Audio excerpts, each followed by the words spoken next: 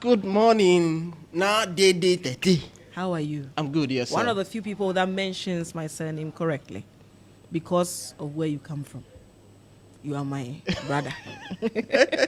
You know how it feels when somebody mentions your name and it didn't go well. Sometimes you find it Yes. difficult to associate. You find it Eh, difficult to not you. identify I yourself. always tell our colleagues this story.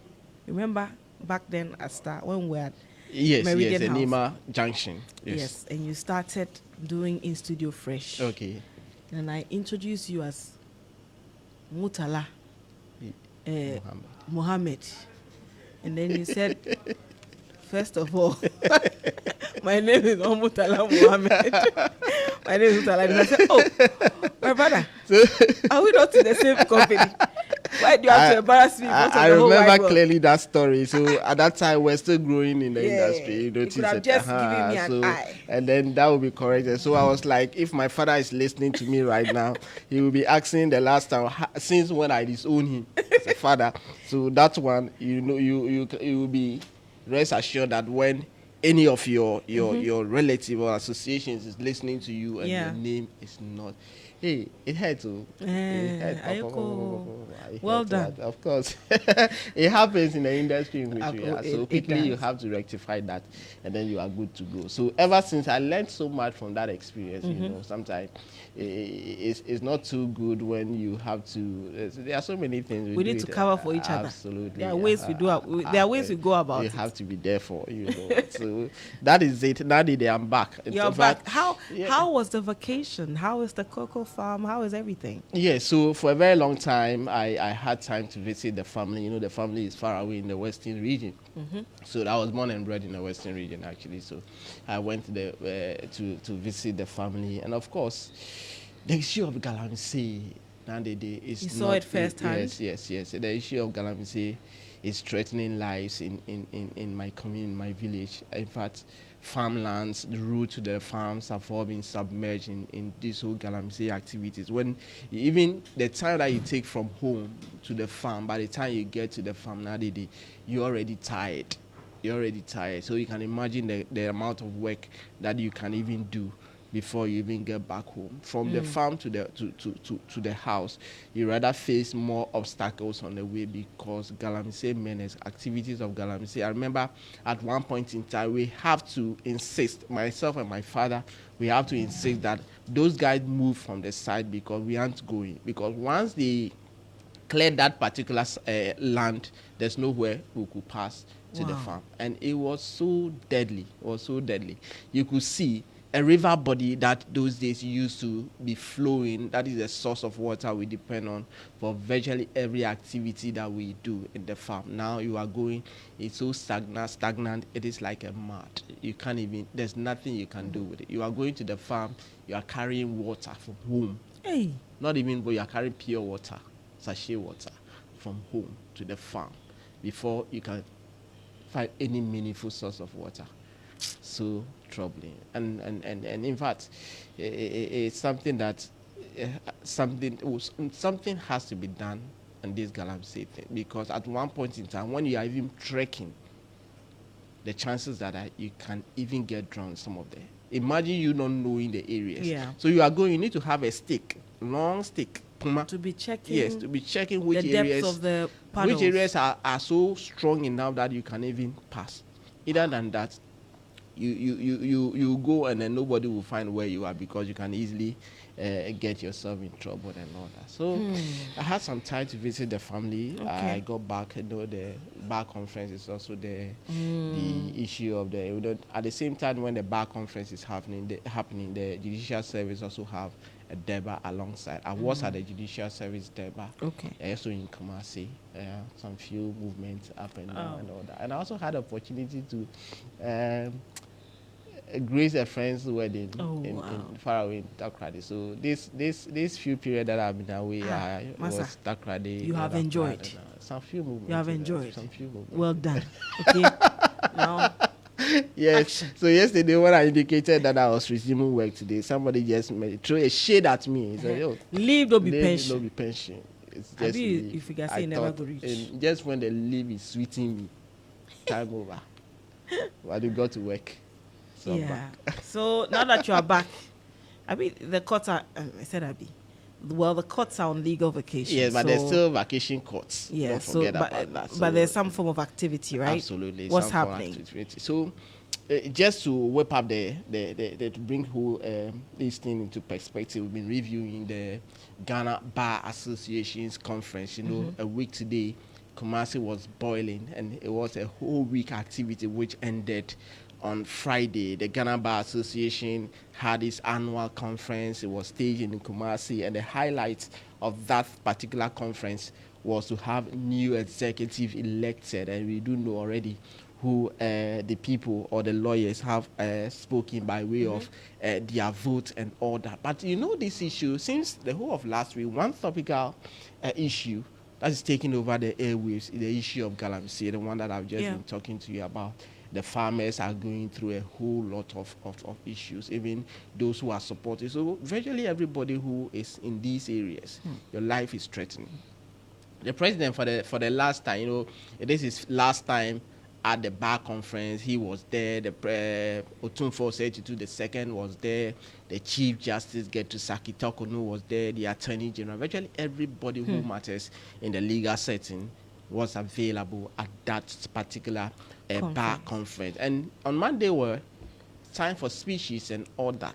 And then that is where we were hearing issues about the president really spoke his heart out, because for the last time he will be going. He will not be asking anybody to summon share nobody. There's nothing like that. So, but of course, the one person we want to hear this morning is the Attorney General. He has been speaking on Galamsey. In fact, there were some certain Galamsey cases that went to court. Some of them have been, Aisha Juan is one of them. She has been convicted, sentenced. Some other cases are also pending and all that. But Godfred Yebo Adame has got this to say in relation to Galamsey. Illegal mining, Galamsey, continues to cause irreparable damage to our forest reserves and water bodies. And the key for the difficulties prosecutors encounter in the courts, in the prosecution of illegal mining offenses, the criminal division has enjoyed some success, even though there is still room for more to be done.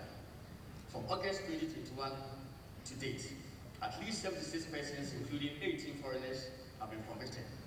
They include the acclaimed Chinese Galamsey Queen, Aisha Wan, who was convicted on 4th December 2023 of offenses committed between 2014 and 2016 in the era of the previous government.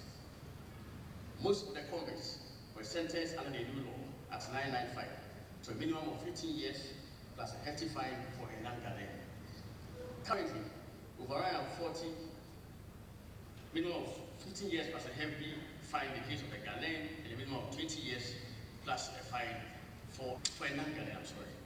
Currently, over 140 cases of illegal mining involving over 850 accused persons are being prosecuted in courts in the Western, Eastern, Ashanti, Greater, and Upper East regions of Ghana. All right, so that's the Attorney General, Yes, Godfrey Ebodame, talking about us an update on the Galamsey cases. Those who have been found, who have been arrested. Some found culpable, some found guilty. Some have also been left out of the hook. But he's saying that look, there are some more cases pending Greater Accra, Ashanti, Western, and some part of the country. And these are areas where Galamsey are said to be ongoing in relation to that. And the outgoing bar president, Yao Echampon Boafo, also has something to say in relation to Galamsey. In fact, a lot of them are speaking boldly on Galamsey issues. An issue which poses an existential threat to our nation so severe that His Excellency the President put his presidency on the line, unfortunately, has degenerated into a political football match between the major political parties as to who polluted the water the most. It was quite shocking and most regrettable when a member of the leadership of Parliament on the floor of Parliament stated that the minority party during this period in government polluted the waters of Ghana more than the ruling party. Such a irresponsible statement by a member of Parliament is symptomatic of the malaise affecting our dear nation. Every issue must be reduced to partisan point scoring while our nations bleeds dry.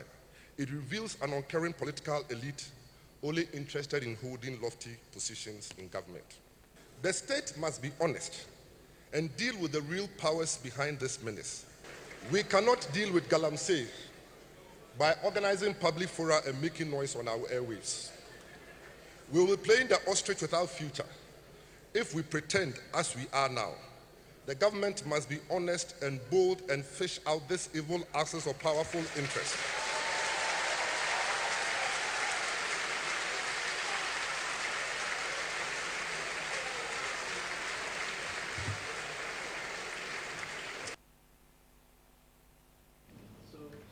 That is the president, outgoing president of the Ghana Bar Association, Yao Echampong Boafo. He didn't seek for a re-election, so now he won't be the president after serving a term, 3-year term. He has decided not to go again. So instead, there has been a new election. There has been an election and new executives elected. But the president, Nana Addo Dankwa Akufo-Addo, was also at the bar conference. In fact, he delivered a speech, like I said earlier, moment of when people are delivering or speaking their hearts out, because they know that at this particular point in time, that they have to speak it and all that. He talked about corruption. And you know, one of the things of the Akufo-Addo's administration, the highlight things that you can remember of him is the free senior high school policy. And he has been saying this at the bar conference. Let's listen to the president on education. People who can afford to pay fees for the education of their wards should send them to fee-paying private schools. Public schools, that is, schools funded by the taxpayer, should be free to all who would otherwise be unable to pay for their education. That is why the numbers of pupils who have access to secondary education has doubled since the introduction of the free senior high school policy. And that over 5.7 million persons have benefited from the policy since its inception. The full impact of this dramatic development will be felt in due course and will far outweigh the small number of privileged parents who can afford to pay for the education of their wards. So that is President Nana Addo Dankwa Akufo-Addo. He is giving us, he's defending his policy of free senior high school and all that. But Manny, let me ask you a question. What was the first time you heard about the pink sheets, the issue of the pink sheets? The first time you heard about it? Oh, I can't put a finger on it, but I think I perhaps became very conscious about elections around 2016. What's the color so of that's your it's pink, but it's sort of, my pink is deeper compared to the one they use for the elections here. So Afarijan tells the story of the fact that, the story that they used to do it in different colors. Absolutely. And it happens that year it was in pink. And Ubeche Bilamti referred to it as pink sheet, and it's stuck. So he has been telling us about the genesis of the pink sheet and how this whole matter of colors came about and all that, and the fact that the pink sheet is the primary source, or is a document that is very, very important to election-related matters, and therefore, if you are challenging an election dispute, make sure that your pink sheet is as strong, accurate, and everything. Let's hear from Dr. Kojo Afarijan, the former electoral commissioner. Another factor, that I talked about two factors. There's another thing that must call attention to here.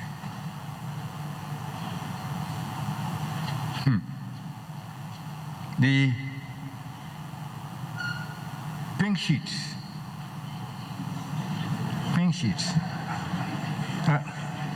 Thanks to Ubeche Bilamte, pink sheets. You know, Ubeche Bilamte is the one who gave the name pink sheets. You don't?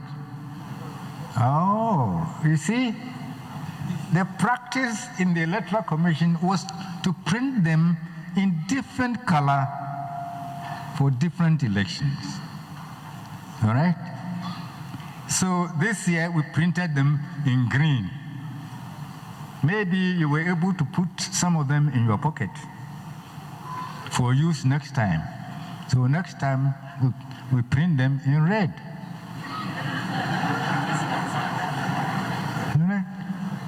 So that year we printed them in pink. All right? So when he went to court, he called them pink sheets. And now they've become, it's fine, it's all right, it's nice. Pink is a very nice color. But the pink sheets are the most important, the only source documents for reconstructing election results. Please take it from me that the pink sheets are the most important, if you like, the source documents for reconstruction of election results. See, that's what we mean when we say elections are won or lost at the polling station. That's what it means.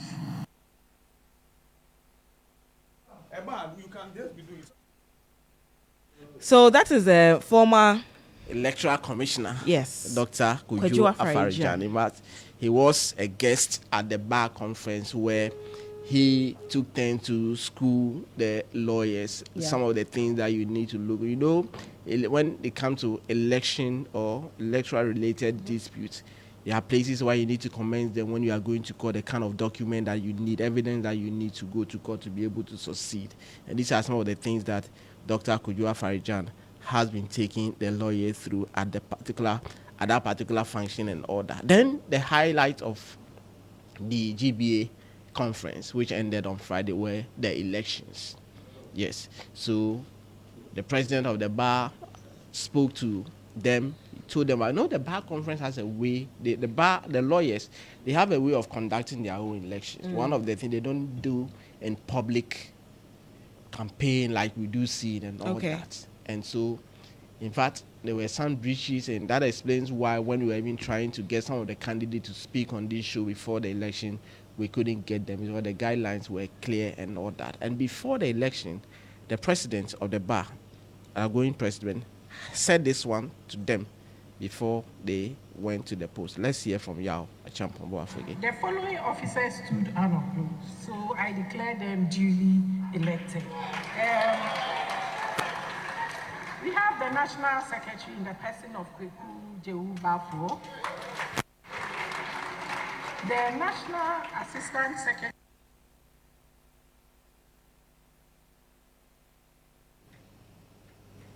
Okay, so maybe we'll bring that part. But yes, after the elections, you know, the presidency was contested by Ifwagati and then Agbesi Jakwasu.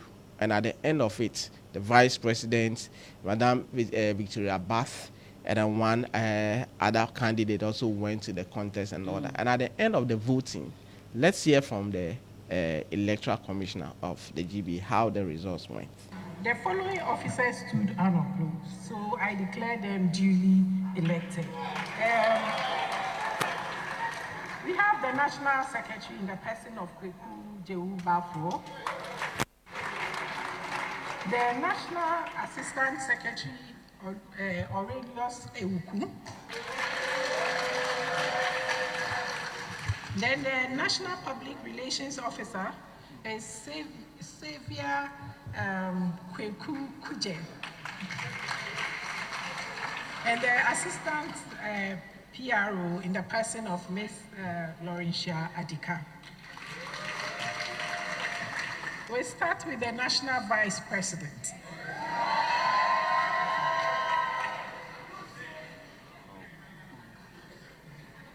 Mrs. Victoria Bath pulled 1,624 votes, representing 68.90%. Well, so those were the results being announced as we do know it. And in the spirit of elections